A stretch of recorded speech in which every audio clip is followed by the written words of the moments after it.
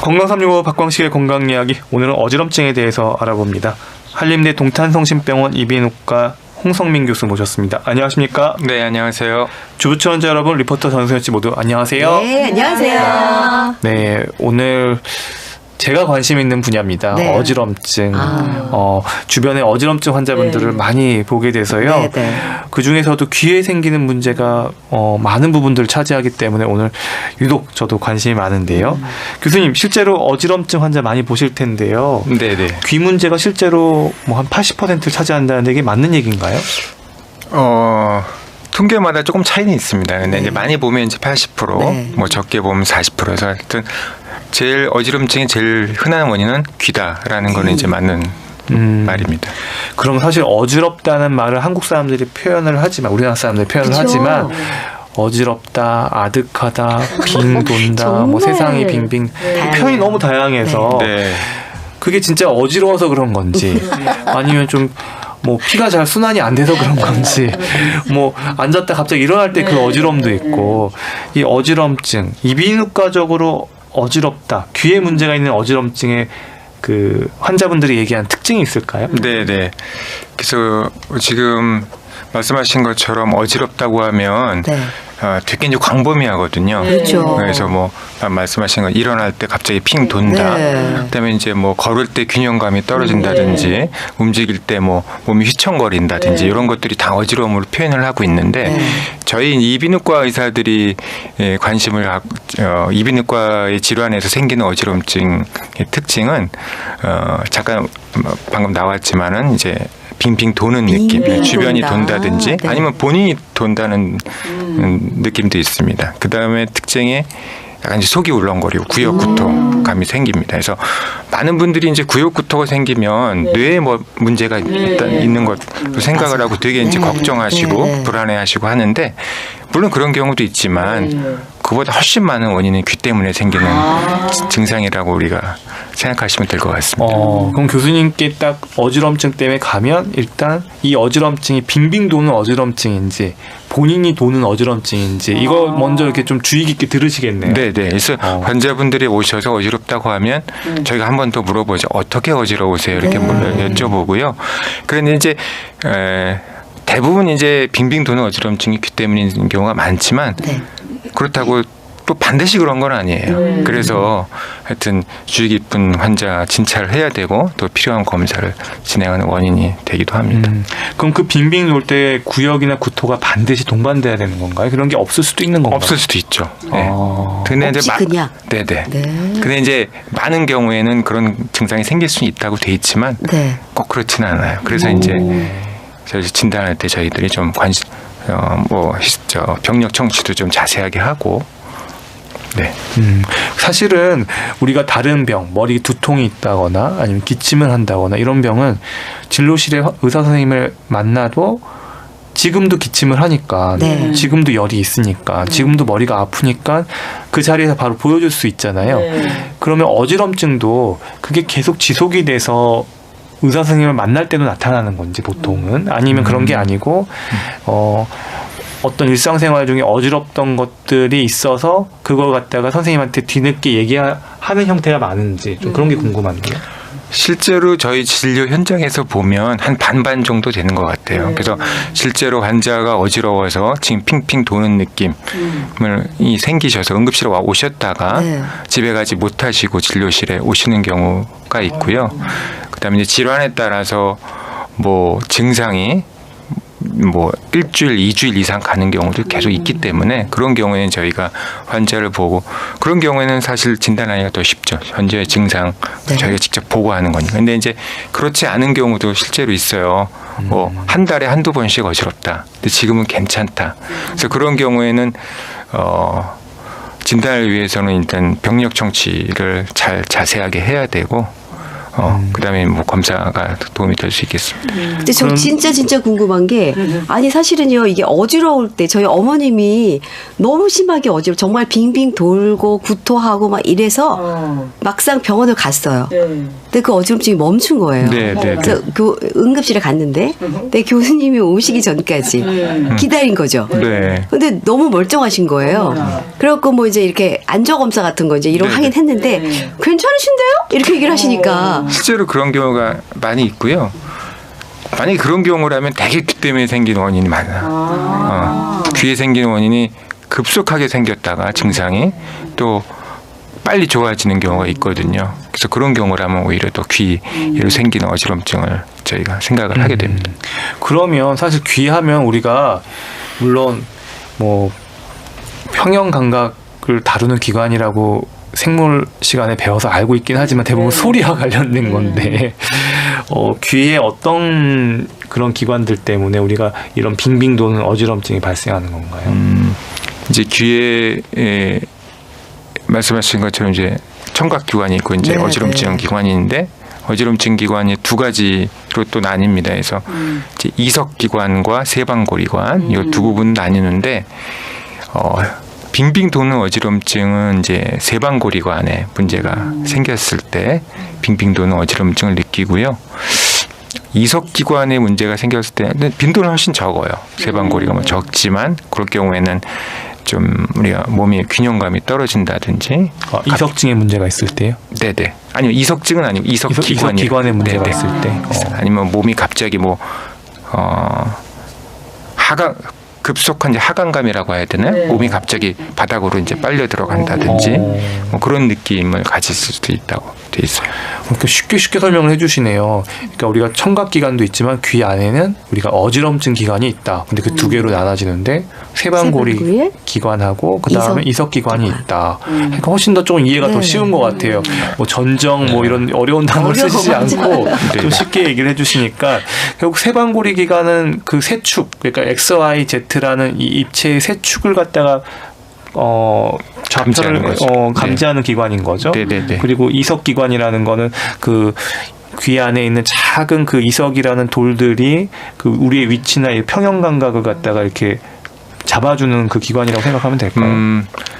이석 기관은 그러니까 평형 기관은 이제 회전 감각을 느끼는 담당하는 부분이고요. 이석 기관은 이제 수직감이나 이제 수평감을 수직하고 수평감 그걸 느끼는 겁니다. 근데 한 가지 이제 말씀드리고 싶은 거는 이제 이석증 좀 이따 이제 말씀하시겠지만 이제 어지럼증 귀 때문에 생기는 어지럼증의 가장 흔한 원인이 이석증인데 그거는 이제 이석 기관에 있는 이석이 자기 자리에서 이제 떨어져가지고 세방고리관으로 들어가는 거예요. 그래서 이석증이 생겼을 때 그 증상은 그 회전성 어지럼증입니다. 그래서 그걸 좀 회전성 어지럼증, 그러니까 주변이 빙빙 도는 그런 어지럼증을 얘기하는 걸 텐데 사실 저는 한 번도 경험을 해보질 못해서 환자분들은 세상이 돈다 이거 당해보면 너무 이거 힘들 것 같은데 어떻게들 얘기하시나요?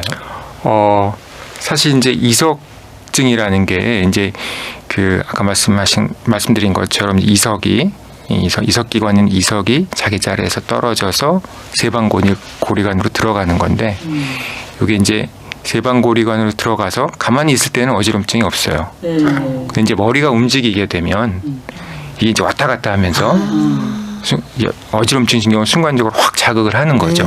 그때 이제 확 순간적인 그런 회전성 어지럼증이 강하게 오는데 이게 떨어진 이석이 좀 큰 게 떨어지면 상당한 어지럼증이 오고요.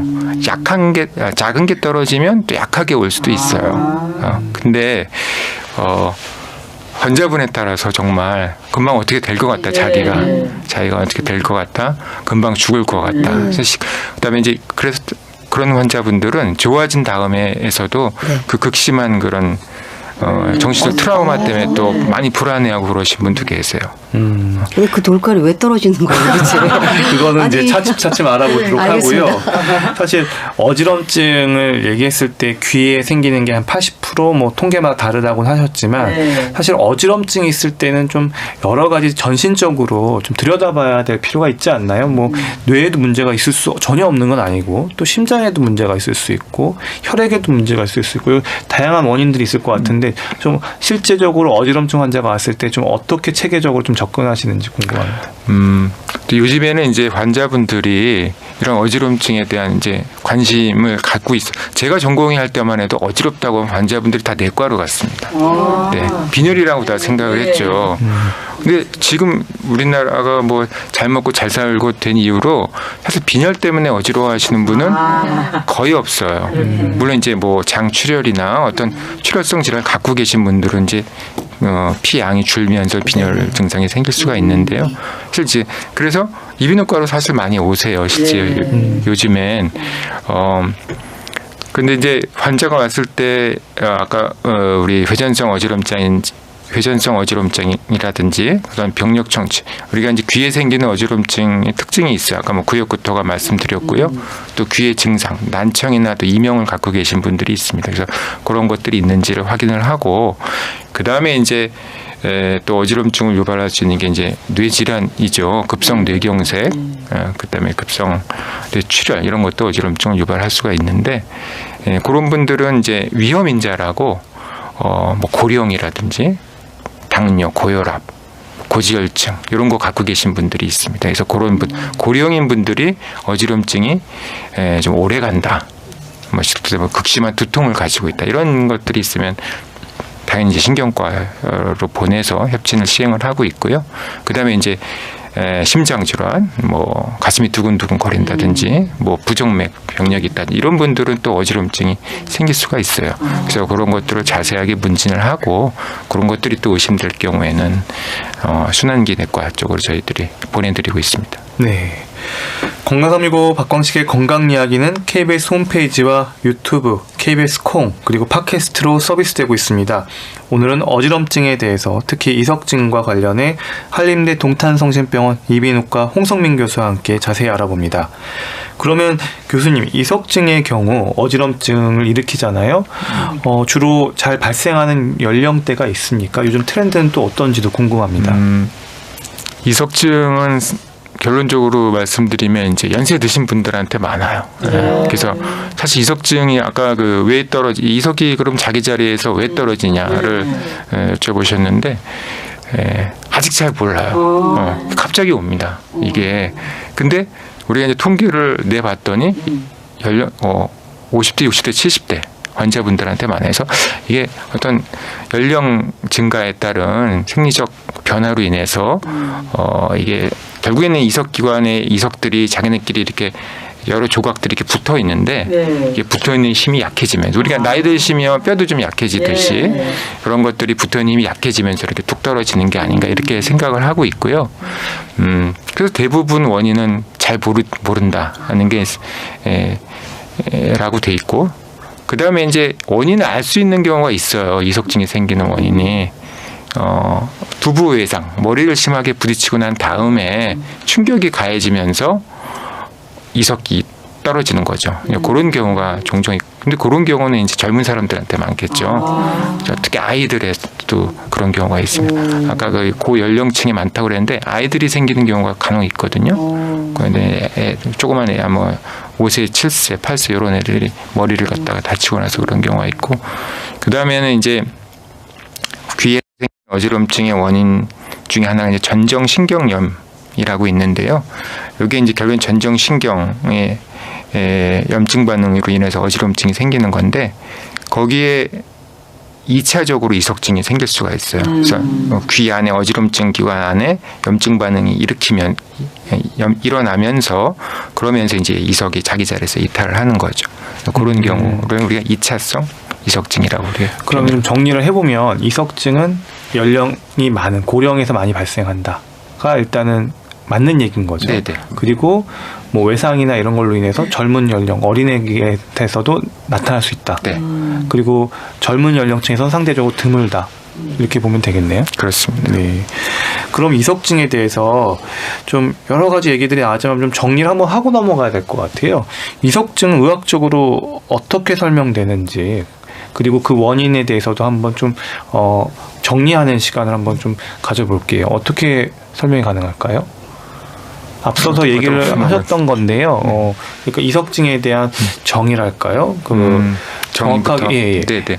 이석증은 우리 귀 안에 있는 어지럼증 기관의 일부인 이석 기관에 있는 이석 기관 위에 이렇게 칼슘 조직들이 이렇게 위치했고 있거든요. 정상적인 그런 우리 구조물입니다. 이제 그런 것들이 일부가 자기 자리에서 이탈을 해서 세방고리관으로 들어가는 거죠. 그런 들어가서 우리가 머리 움직일 때마다 같이 따라 움직이면서 어지럼증을 유발하는 그런 질환이고요.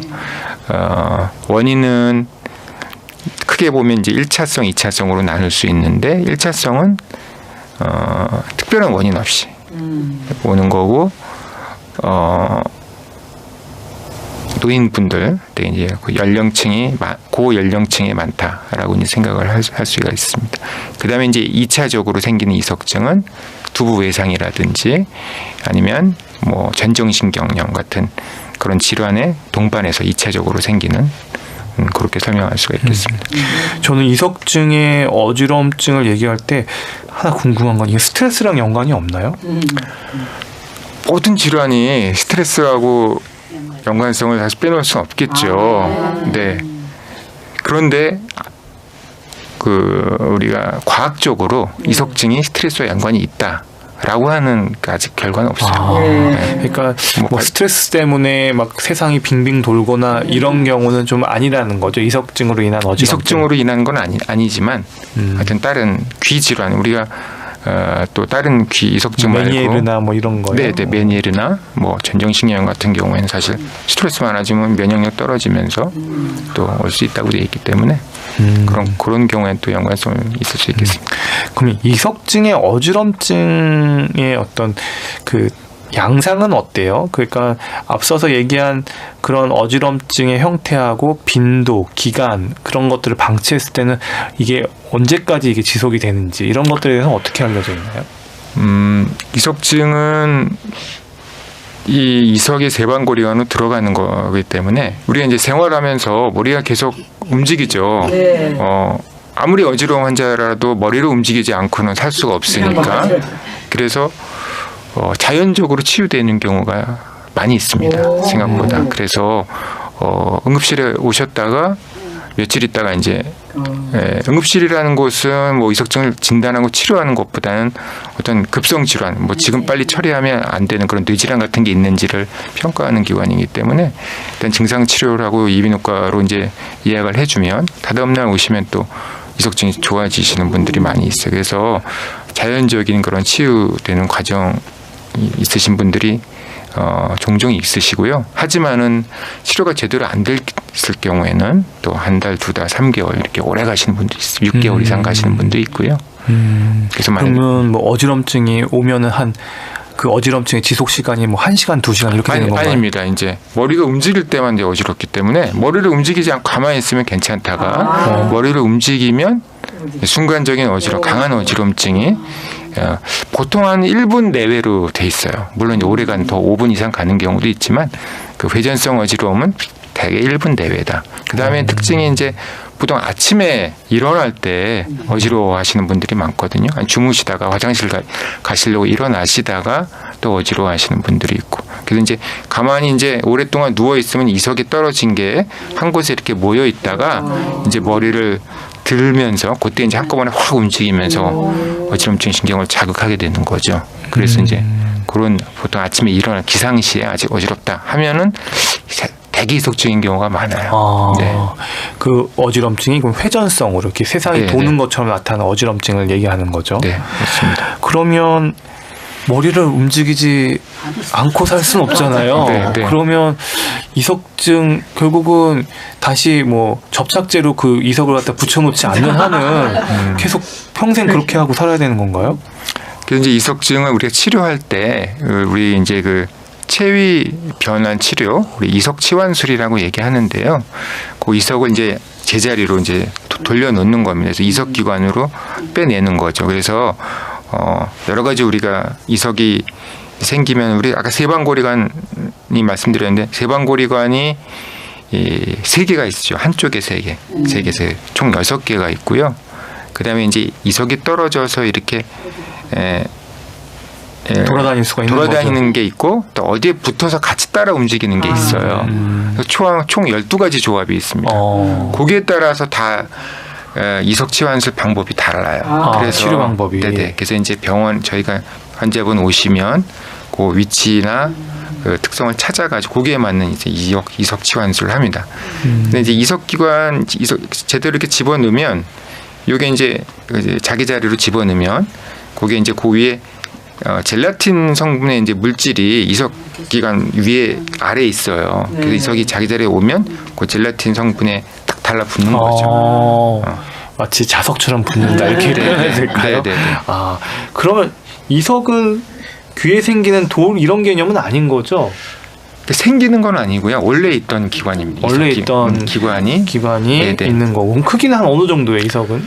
크기는 이제 떨어져서 돌아다니는 게 우리 책에 보면은 한 30에서 50 마이크로미터 이렇게 요 정도로 이제 돼 있어요. 30에서 한 50 마이크로미터. 네네. 마이크로미터니까 딱 갑자기 개념이 안 잡히는데 아무튼 상당히 뭐 눈에 보일랑 말랑 그런 정도의 작은 사이즈죠. 그럼 그 이석의 양은 한 어느 정도인가요? 어지럼증을 일으키려면 딱 하나가 나와선 되는 건 아닐 텐데. 딱 하나가 나와. 근데 그거에 대해서는 아직 뭐 정확히 연구된 건 없는데요. 사실 이제 이게 결국에는 세방고리관 안에 이제 림프액이라고 하는 그 액체가 흐르거든요. 근데 우리가 이제 이 이석이 떨어져서 이제 세방고리관 안에 들어 돌아다니려고 하면 그 림프액보다는 비중이 훨씬 높아요. 한 3배, 2배에서 3배 정도 높다고 되어 있거든요. 그래서 작은 이석이 들어가도 어찌란 느낌은 줄 수 있다고 되어 있습니다. 네. 그게 하나 아주 작은 양이어도 어찌란 느낌은 줄 수 있다. 네네.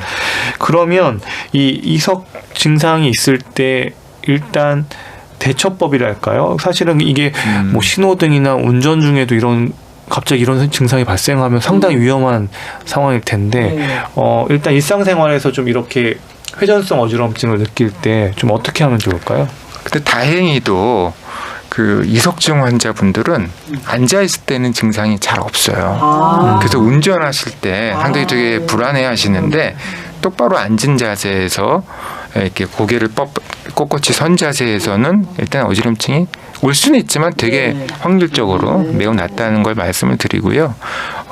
그다음에 이제 이석증을 또 알아보신 분들은 이게 어느 위치에서 어지럼증이 생긴다는 거를 본인 환자분들이 아세요. 경험적으로. 네, 그래서 이쪽으로 하면 어지러우니까 반대편으로 이제 하고 그런 자세를 취하게 되죠.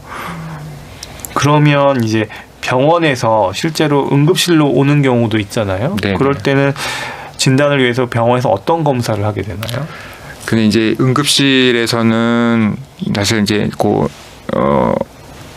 응급실이라는 그 곳의 그 목적이 일단 응급질환 빨리 뭐 처리하지 않으면 환자의 생명이나 어떤 심각한 후유증을 남길 수 있는 질환을 감별하는 곳이기 때문에 일단 어지럼증 환자가 오면 우리나라 응급 시스템이 그렇게 돼 있어요. 그래서 뇌 영상 촬영을 합니다. 그래서 뇌 질환, 이제 CT 아니면 뭐 MRI를 찍은 걸로 돼 있고요.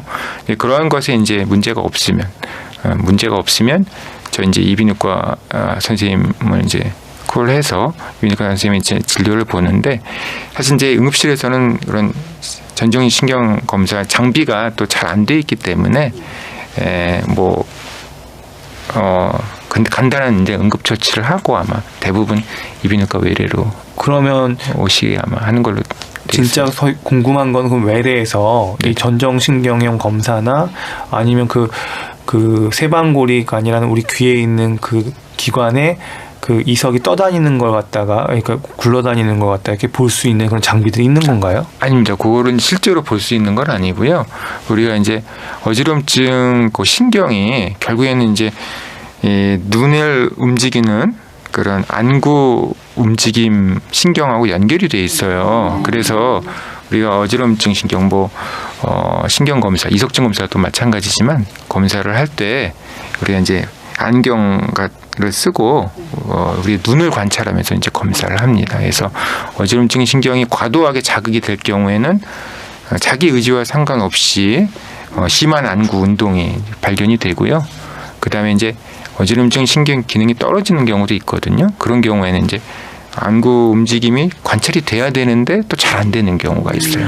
왜 눈을 보는 거예요? 그 눈 운동을 왜 귀에 문제가 있는데 왜 눈을 보시는 거예요? 네, 그런 거. 그래서 환자분들이 그렇게 궁금해하세요. 왜 귀를 자기는 귀를 검사했는데 눈을 보냐? 그래서 귀의 어지럼증 신경이 안구를 움직이는 신경이랑 연결이 돼 있다. 그래서 실제로 이제 귀의 신경 상태를 보는 게 가장 좋은데 사실 그렇게 볼 수 있는 방법이 실제로 되게 이제 그렇게 하려면 되게 이제 침습적인 방법이 되기 때문에 그렇게는 하지는 않고 이제 안구 움직임을 보면서 우리 귀 신경을 간접적으로 평가를 하고 있습니다. 그러면 그게 진단과 동시에 치료도 되는 방법인 건가요? 그런 방법은 이제 진단이고요. 거기에 이제 아까 이석증의 위치를 찾아가지고 거기에 맞춰서 이제 우리가 체위 변환 치료, 이석 치환술을 시행을 하고 있습니다. 네. 그러면 진단될 때 위석의 위치를 찾는다. 그럼 이석증은 양쪽으로 오는 거예요? 아니면 한쪽 귀로 오는 거예요? 대개 한쪽으로 오죠. 한쪽으로 오고. 양쪽으로 오는 경우는 있긴 있는데 되게 이제 드문 것으로 돼 있고요. 대개 그러면 한쪽입니다. 딱 그 검사를 해보면 안진 검사를 해보면 이게 왼쪽에 세방고리 간에 어느 쪽으로 이게 흘러 들어갔구나가 이게 파악이 된다 이 얘기신 거죠. 네네, 판단이 됩니다. 그러면 그 파악이 되면 체이술이 그 위치에 따라서 다 달라진다는 건가요? 네네. 그럼 이게 아직 좀 감이 안 와가지고 그러는데 그러면 실제로 좀 어떻게 어디에 어떻게 뭐가 있을 때 어떻게 돌려준다 이걸 조금 보여주면 우리가 텔레비전이면 좋은데 네, 라디오라서 네. 이거 그러면 실제로 좀 말로 좀 얘기해 주시면 말로 하기가 되게 이제 복잡한데요. 뭐 예를 들면은 어디 쪽에 고여 있을 때 주로 뭐 체이술이라는 게 고개를 돌려주는 건가요? 아니면 몸을 갖다가 어디로 뭐 몸을 갖다가 서가지고 앉았다 섰다 하는 건가요? 좀 그런 개념이 없어서. 네, 되게 이제 체위 변환술은 그 병원에 있는 그 베드 위에서 시행을 하고요. 앉은 상태에서 시작해서 뭐 누웠다 일어났다. 몸과 머리를 한꺼번에 같이 회전시키는 방향으로 하고 있어요. 그래서 결국에는 중력을 이용하는 거거든요. 그래서 이 이석 자체가 비중이 높기 때문에 중력 방향을 이용해서 우리 세방고리관 전정기관의 구조가 이제 복잡하기 때문에 머리를 오른쪽 왼쪽으로 이렇게 돌리면서 중력 방향으로 떨어지게 해서 제자리로 원위치 하게끔 그런 치료를 시행하고 있습니다.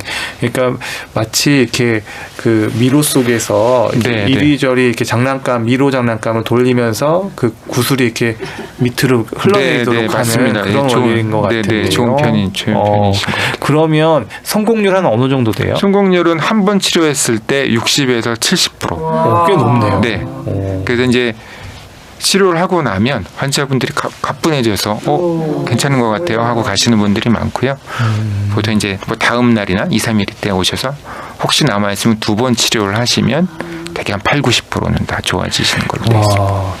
그럼 환자분들의 만족도가 상당히 높을 텐데요. 그러면 그걸로 끝인가요? 그 이후에 일상생활에서 약을 먹을 필요는 없는지 아니면 어떻게 관리해야 되는지도 궁금한데요. 약은 일반적으로는 이석증에는 이제 도움은 되진 않는다고 돼 있는데 환자분들에 따라서 되게 불안해하시고 또 다시 오면 어떨까 하는 공포감 때문에 약을 원하시는 분들이 있어요. 그래서 이제 그런 분들한테는 저희가 약을 처방을 해드리고요. 그다음에 이제 이석 치환술이 제대로 돼 있는 경우에는 이제 그 이석이 제자리에 딱 달라붙어 있어서 다시 튀어나오는 경우가 없지만 그래도 간혹 있어요. 그래서 이석 치환술 후에 뭐 과격한 운동이라든지 뭐 머리를 심하게 회전한다는 그런 거는 좀 저희가 한 당분간 주의하라고 말씀을 드리고 있습니다. 달리기나 조깅은 어때요? 근데 이제 그거에 대한 그런 과거에는 한 48시간 동안 고개를 될 수 있으면 낮은 자세로 유지하지 마라라는 것이 제가 전공할 때마다 표준 치료법이었어요. 근데 이제 요즘에는 그런 게 굳이 필요 없다는 게 사실 그런 게 이제 최근 트렌드고 근데 일단 조깅이나 달리기는 그래도 머리에 어떤 충격을 꽤 줄 수 있을 것 같아요. 그래서 환자분들한테 저는 그런 건 한 최소한 일주일 정도는 하지 말라고 이제 말씀을 드리고 있습니다. 이석증의 재발률 한 어느 정도인가요? 재발률이 생각보다 꽤 있습니다. 이석증이라는 게 3분의 1 정도 말씀드리고 5년 내에 한 50%까지 10명 중에 5명은 재발한다고 한 연구 발표도 있어요. 근데 한 3분의 1 정도는 재발을 하는 걸로 일단 되어 있습니다. 평소 도움이 되는 생활 습관이 있을까요? 이석증이라는 게 사실 그게 제일 문제인데요. 재발이 있는데 그래서 재발을 막는 방법은 아직 없어요. 네. 그래서 그런 것들에 대한 연구가 좀 진행이 되고 있는데 아직까지 이것이 큰 도움이 된다라고 이제 밝혀진 건 없습니다. 그래서 그런 것이 참 제일 아쉬운 그런 문제점으로 되어 있습니다. 네, 박광식의 건강 이야기 오늘은 어지럼증에 대한 말씀 듣고 있습니다.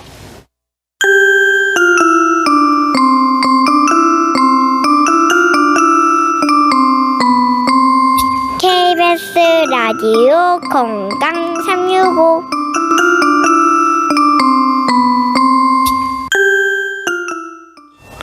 건강 365 박광식의 건강 이야기 한림대 동탄성심병원 이비인후과 홍성민 교수와 함께합니다. 어지럼증에 대한 말씀 듣고 있는데요. 주부 출연자분 질문 있으시다고 하는데요. 한번 앞으로 나오셔서 말씀 부탁드립니다. 언니가 네네. 갑자기 막 어지럼증이 너무 심해서 침대에서 꼼짝을 못하고 누워있다가 하길래 뛰어갔더니 뭐 화장실도 못 가고 막 그 일어나려다가 넘어져가지고 다치고 다리도 다치고 막 그러고 있더라고요. 근데 그 치료를 하고 있는데 2년에 한 번 꼴로 또 제 증상이 나타나고 이러더라고요. 그래서 네. 그 트라우마 때문인지 여행도 못 가고 운전도 못 하고 지금 있거든요. 근데 그 증상이 신경이 예민한 사람들한테서 많이 온다고 하는데 그 이석증이라는 게 그런 건가요? 상관이 있는지 궁금합니다. 어지럼증이라는 증상이 이 신경이 예민하신 분들한테는 더 잘 오고 그런다기보다는 어지럼증이 왔을 때 좀 더 강하게 어지럼증을 느낄 수는 있어요. 우리 감각신경이라는 게 똑같이 자극이 돼도 네. 어떤 분들은 이제 세게 그 심한 어지럼증을 느끼고 어떤 분들은 덜 느낄 수도 있거든요. 그래서 신경이 예민하신 분들은 그런 어지럼증 신경 자극이 됐을 때 더 강한 어지럼증을 느낄 수는 있다고 돼 있고요. 그다음에 이제 뭐 2년마다 이제 재발을 하신다고 했는데 그것 때문에 평소에도 좀 일상생활에 제약을 받는다고 말씀하셨는데 사실 이석증이라는 게 다른 전문 의학 용어로 진단명은 양성 발작성 체위 변환성 현운이라는 건데 말이 좀 어렵죠. 근데 많이 어렵습니다. 근데 이제 중요한 게 맨 앞에 양성이라고 돼 있어요. 양성. 네, 양성. 그래서 치료가 잘 된다는 거죠. 후유증 같은 게 없고. 네. 그래서 그런 면에서는 좀 안심하셔도 될 것 같아요. 네. 아니 근데 웃긴 게 왜 2년마다 보통 이거 어떤 재발이라는 게 딱 정해져 있는 게 아니잖아요. 어떤 때는 1년에 올 수도 있고 6개월 있다 올 수도 있고 근데 저번의 경우는 2년마다 이렇게 딱딱 정해져서 온다는 게 저 그게 너무 좀 희한하기도 하다라는 생각이 드는데 그럴 수도 있나요? 뭐 꼭 정확한 그 기간을 가지고 생긴다기보다는 대략 뭐 1, 2년마다 한 번씩 그런 의미로 아마 말씀하신 것 같고요. 네. 실제로 뭐 1년, 2년마다 한 번씩 오시는 분들이 있습니다. 근데 교수님 저희 어머님이 네. 이석증 그러니까 응급실 가셨을 때는 이석증 진단을 받으셨어요. 그래서 체위 말씀하신 것처럼 베드 위에서 근데 이렇게 살살 하는 게 아니라 체위 그수를 할 때는 약간 과격하게 네, 하시더라고요. 네, 네. 그래야 돌가루가 목이 제자리를 꺾이는 것처럼. 네, 그렇게 심하게 하시더라고요. 그래서 네. 어쨌든 그렇게 치료를 받고 괜찮아졌었어요. 근데 결국 한 2, 3개월 때 다시 또 재발이 돼서 다시 또 갔더니 이번에는 이제 이비인후과로 가서 점사를 했더니 이석증이 아니라 전정신경염으로 이 진단을 받으신 거예요. 네. 그래서 결국은 이제 약을 드시고 훨씬 좋아지셨는데 이거는 또 차이가 있는 건가요?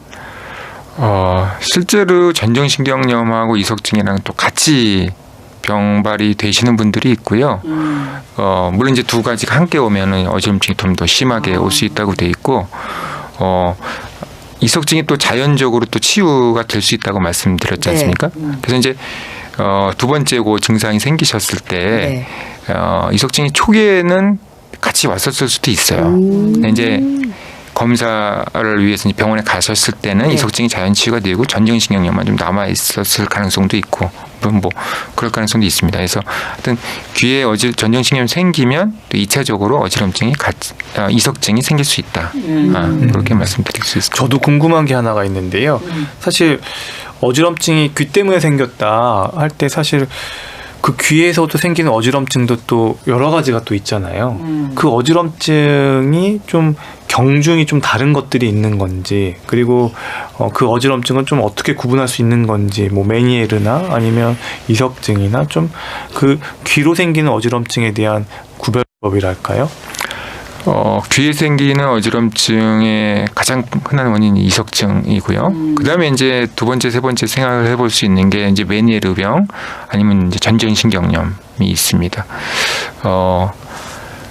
이석증에 비해서 전정신경염은 어지럼증이 한번 발생을 했을 때 머리 위치에 따라 머리 움직임에 따라서 뭐 약간의 변화는 있을 수 있겠지만 어지럼증이 큰 변화 상대적으로 그 증상의 변화가 적고요. 그다음에 이제 한번 생기면 어지럼증 지속 시간이 되게 길어요. 반나절, 한나절 이상. 한나절 이상. 네네. 전정신경염. 뭐 2, 3일 정도 계속 누워 계시는 분도 계시고요. 움직이지 못하시고 그런 증상이 이제 구별점이 되겠습니다. 대신에 이제 전정신경염은 또 재발을 잘 안 하는 그런 또 특징을 가지고 있어요. 메니에르는요? 메니에르는 이제 재발성 어지럼증으로 돼 있고 또 이석증도 재발하기 때문에 약간 두 질환이 좀 구분하시기가 어려우신 경우도 있는데 메니에르병은 이제 어지럼증이 발생을 할 때 지속 시간은 이석증보다는 조금 더 긴 걸로 돼 있고요. 최소한 10분에서 한 20분 이상 그 정도. 그다음에 이제 난청이나 귀 먹먹함, 그래도 귀에서 소리가 나는 이명 증상이 동반이 되는 걸로 되어 있습니다. 그래서 그런 증상들이 이석증과의 구별점이 되겠습니다. 대부분 다 이 어르신들에게 발생하는 거죠? 소아 어지럼증 소아 환자들한테는 사실 잘 발생 안 하는 걸로 되어 있어요. 네. 그러면 어르신들이 사실 이석증 같은 경우는 최이술이나 본인이 좀 움직이지 않으면 좀 가만히 있으니까 괜찮아지니까 좀 이게 좀 경하다 이런 생각이 들겠고, 전정신경염 같은 경우는 주변에서만 봐도 반나절 거의 아무것도 못 하시고 누워만 계시고 그러다 보면 상당히 심각하게 보이는 경향이 있을 것 같아요. 네. 그래서 전정신경염 같은 경우에는 이제 초기에 약물 치료를 하는 게 환자의 증상을 경감시키는데 큰 도움을 굉장히 많이 도움이 되시더라고요. 네. 진짜. 네. 치료를 초기에 치료하는 게 다 중요하고요. 그런데 이제 전정신경염에서 또 한 가지 주의해야 될 사항은 우리 뇌질환하고 감별을 해야 된다는 거예요. 그래서 뇌질환에 의해서 생긴 어지럼증은 대개 이제 신경학적 증상, 뭐 온몸에 힘이 빠진다든지, 뭐 어디 감각이 저하된다든지, 뭐 눈이 두 개로 보인다든지, 뭐 이런 신경학적 증상이 동반이 되는데 대부분. 근데 그런 신경학적 증상이 동반이 되지 않고 아주 전정신경염과 유사하게 어지럼증만 생기는 경우가 있어요. 실제로 우리 어지럼증 신경이 결국에는 뇌로 들어가기 때문에 그 어지럼증 신경이 들어가는 그 뇌 부분, 거기에만 살짝 뇌경색이 왔다. 그러면은 이제 다른 신경학적 증상이 없이 마치 전정신경염처럼 우리가 가성 전정신경염이라고 얘기를 하는데 그런 경우도 있을 수가 있거든요. 그래서 이런 어지럼증 그런 전정신경 증상이 어느 정도 우리가 48시간 이상 지속이 된다 싶으면 꼭 신경과 진료를 보도록 권유를 드리고 있습니다. 워낙 고령에서 많이 발생하기 때문에 꼭 뇌 쪽 질환하고도 감별이 필요하다 기억해 두시면 좋을 것 같습니다. 그렇게 음악을 크게 듣는 젊은 분들 같은 경우 이게 난청이 오면 그것으로 인해서 또 소리를 또 크게 들으면 어지럽고 힘들어질 수 있을까요? 이제 우리 청소년들 이 음악이나 뭐 요즘에 그런 거를 크게 듣고 나서 난청이 생기는 경우가 소음성 난청이 생기는 경우가 있는데 실제로 소음성 난청과 어지럼증과의 관계는 아직 밝혀진 건 없습니다. 실제로. 그래서 난청이 그러한 원인에 의해서 난청이 생겼을 경우에 어지럼증은 발생하지 않은 걸로 돼 있고 물론 이제 어지럼증 질환 중에 메니에르 같은 병 같은 경우에는 난청과 어지럼증이 유발이 되지만 그것이 뭐 소음 때문에 생긴 난청이 어지럼증 유발하는 건 아니다라고 이제 말씀드릴 수 있을 것 같습니다. 그럼 이런 경우는 어떻게 어지럽다고 하시는데 그럼 어떻게 해야 될까요? 그러니까 큰 소리를 들을 네네. 때 어지럽다고. 네네. 실제로 소리만 근데 큰 소리를 들을 때 어지럼증이 생기는 질환이 있습니다. 네. 여기는 청각기관의 어지럼증과 연결이 돼 있기 때문에 우리가 소리는 이제 진동 자극이기 때문에 사실 물리적 자극이거든요. 그래서 그 안쪽에 이제 물리적 자극이 압력이 가해지면 그것이 이제 어지럼증 기관까지 전달이 돼서 어지럼증을 유발하는 그런 질환들이 있어요. 그래서 그런 증상이 있으면 꼭 병원 가서 진단을 받으셔야 됩니다. 그 만약에 병원에 안 갔을 때는 큰 소리로 듣는 것만 주의하면 저절로 좋아질 수 아닙니다. 그렇지는 않을 것 반드시 같아요. 가셔야 되는 건가요? 네네. 큰 소리를 들을 때 어지럼증이 있다. 병원 가보셔야 돼요. 그렇군요. 네. 이제 많은 분들이 이제 요즘에는 다들 의학적 지식이 좋아서 이제 귀 속 돌가루 이석제 이제 이런 거에 대한 관심 다 알고 계시더라고요. 그러다 보니까 이제 어지럼증에 대한 것들 조금 알고 있는데 근데 무엇보다도 뭐 다른 건 그렇다 치더라도 흡연하고 음주로 인해서 어지럼증이 또 생길 수 있다라고 얘기를 하는데 그것도 연관이 있는 건가요? 흡연 음주가 사실 직접적인 어지럼증의 원인은 아니고요.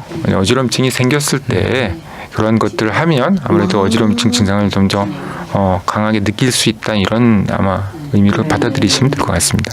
불면증이 있어도 어지러울 수가 있나요? 네, 그래서 불면증 환자 상당히 많죠. 어지러운 분들 환자를 여쭤보면 상당히 많은 수에서 잠을 제대로 잘 주무시는 분이 많지 않으세요.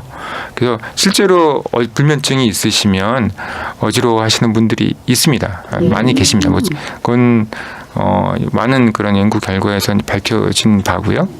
되게 이제 또 수면 잘 못 주무시는 분들이 또 예민하고 뭐 이러신 분들이 많기 때문에 그러한 것들이 어지럼증 증상 발현에 영향을 주지 않을까 이렇게 생각을 하고 있습니다. 그런 분들이 이석증이나 뭐 메니에르나 뭐 이런 좀 전정신경염 뭐 이런 것도 좀 더 잘 생길 수 있을까요? 이제 이석증은 아니고요. 네. 그다음에 메니에르병과 전정신경염은 관련성이 있을 수는 있을 것 같아요. 근데 그건 뭐 아직 직접적인 그런 결과는 없지만 저희 이제 환자들 보다 보면 그런 것들이 충분히 연관성이 있을 수 있다고 생각을 합니다. 이렇게 정말 궁금한 것들이 많고 거기에 대한 답변을 이렇게 들어봤는데요. 저도 좀 질문 드려봅니다. 사실 좀 추운 날 기온이 낮을수록 이런 어지럼증이 좀 더 심해질 수가 있는지 기온하고 연관성이 있을까요? 기온하고는 큰 연관성은 없습니다. 물론 오히려 머리가 차가워서 어지럽다. 머리가 차가워서요. 네. 당황해하시잖아요, 교수님께서. 끝까지 이렇게 막 빨개지면 뭐 어지럽더라고요. 그러니까 네. 온도하고 어떤 세방고리관이나 이석기관에 영향을 주는 건 좀 주지는 않은 걸로 돼 있어요. 혈관에는 좀 영향을 줄 수 있을 것 같아요. 그래서 혈관이 뭐 수축된다든지 하면서 뭐 어떤 그런 편집 두통 같은 게 이제 생기면서 또 두통 있으신 분들이 또 어지러워하시는 분들이 많거든요. 그러한 것들이 아마 관련 증상이 연관되지 않을까 이렇게 생각합니다. 그리고 또 이 어지럼증 잘 먹으면 낫는다는 말이 있던데 사실 근데 어지러운데 이건 좀 이런 얘기 듣고서 제가 아니 메스껍고 구토도 하는 이럴 땐 좀 아무것도 안 먹고 그냥 그래야 되지 않나 어떻게 그게 이제 보세요? 과거에 아마 어지러운 원인이 빈혈 증상이 빈혈일 때 네. 그때 나온 말이로 일단 생각이 되고요. 실제로 뭐 귀에 생기는 그런 어지럼증이 잘 먹는다고 낫거나 이제 그러진 않고 특히 우리가 메니에르병일 때는 저염식이 또 중요하다고 돼 있거든요. 저염식. 그래서 오히려 소금기 좀 싱겁게 먹고 물 많이 드시기를 권유드리고 있습니다. 그러면 이제 이석증 어지럼증 느끼는 분들 놀이공원 같은 데서 놀이기구 같은 건 타면 안 되겠네요. 오히려 좀 더 조장할 수 있지 않을까? 이석증 증상이 있으면은 안 갈 것 같은데요. 네, 그러면은 아마 안 좋을 것 같고요. 근데 이제 평상시에는 뭐 그거 놀이기구 탄다고 이석이 떨어져서 뭐 이석증이 발생하고 그럴 정도의 어떤 자극은 아닌 것으로. 아니 왜 이런 생각됩니다. 질문을 드리냐면 네. 요즘에 뭐 할머니 할아버지 분들이 손자 손녀 봐주시면서 아, 놀이동산 같이. 데려가면 꼭 이걸 태워달라고 손자 손녀가 그렇겠네요. 그러면 이게 난감한 경우들이 있어서 결혼한 사람과 안 한 사람의 차이가 있네요. 그런 것 때문에 여쭤봤고요. 오늘 이렇게 이석증에 대한 궁금증 들어봤는데 혹시 주부천자분 중에서 궁금한 거 한 분 정도 계세요? 네, 앞에 나오셔서 질문 한번 드려볼게요. 안녕하세요. 저희 네. 시누이가 지금 한 2번 이런 증상이 있는데요. 한 번은 집에서 이렇게 몸에 힘이 쫙 빠지면서 어지럽대요. 그래서 전화가 왔어요. 그래서 이제 아들이 있어서 아들이 이렇게 주무르니까 조금 시간이 지나고 괜찮다 그랬거든요. 그래서 병원을 안 갔어요. 네, 근데 네. 또 2번째는 산에를 갔는데 전화가 와서 그렇다 그래서 그럼 혼자 있지 말고 사람들 있는데 사람 핸드폰을 바꿔라 그랬더니 그때도 똑같은 증상이 왔어요. 그래서 이제 병원을 가자 해놓고 아직 못 갔습니다. 그래서 내과하고 이비인후과 두 군데를 가야 되는가? 실질적인 질문입니다. 네, 네. 이게. 내과하고 이비인후과 근데 증상이 하여튼 네. 좀 특징적이진 않으세요. 말씀하시는 게 온몸에 힘이 쫙 빠지면서 어지럽다. 쓰러질 것 같아요. 쓰러질 것 같다 네. 해서 연세가 지금 50대 56. 네. 일단은 말씀 들어봐서 사실 이비인후과적 질환 가능성은 좀 낮고요. 네. 그래서 내과, 순환 우리가 이제 기립성 어지럼증이라든지 그다음에 우리 순환기 문제일 때 생기는 어지럼증, 그다음에 이제 연세가 있으시거나 고혈압, 당뇨 이런 리스크 팩터 위험 인자가 있으면 그런 증상이 이제 계속 지속이 된다면 신경과 진료를 하면 권유를 드리고 싶습니다. 조금 전형적인 이비인후과적 어지러움증은 아닌 것으로 보여서 신경과나 내과 진료가 좀 필요하겠다. 이렇게 정리하시면 되겠네요. 지금까지 이렇게 어지럼증에 대한 이야기 해주셨는데요. 교수님 끝으로 당부하고 싶은 말씀 부탁드립니다. 어지러움 환자들이 상당히 많습니다. 주변에. 저희 어머니도 예전에 많이 어지러워하셨고 그리고 제가 이제 이비인후과 의사가 되고 나서 이게 이런 질환이요. 네. 병원에 가지는 않으셨어요. 네. 계속 하루 이틀 2, 3일 힘들다가 좀 나았지만 낫겠거니 기다리시다가 해서 주변에 이제 저희 요즘엔 자제분들이 또 부모님 모시고 오시는 분들이 많거든요. 그걸 그런 어지럼증 반복이 되시는 분들, 이런 분들 참지 마시고 병원에 오시면 진단이 쉽게 되고 생각보다 또 그런 증상에 또 질환을 예방하고 치료하는 그런 방법들이 지금 많이 개발이 되었기 때문에 그런 말씀을 드리고 싶어요. 참지 말고 병원에 오시라고. 네. 네. 오늘 한림대 동탄성심병원 이비인후과의 홍성민 교수님 오늘 말씀 고맙습니다. 네, 감사합니다. 주부출연자 여러분, 리포터 전소연 씨 모두 감사합니다. 고맙습니다.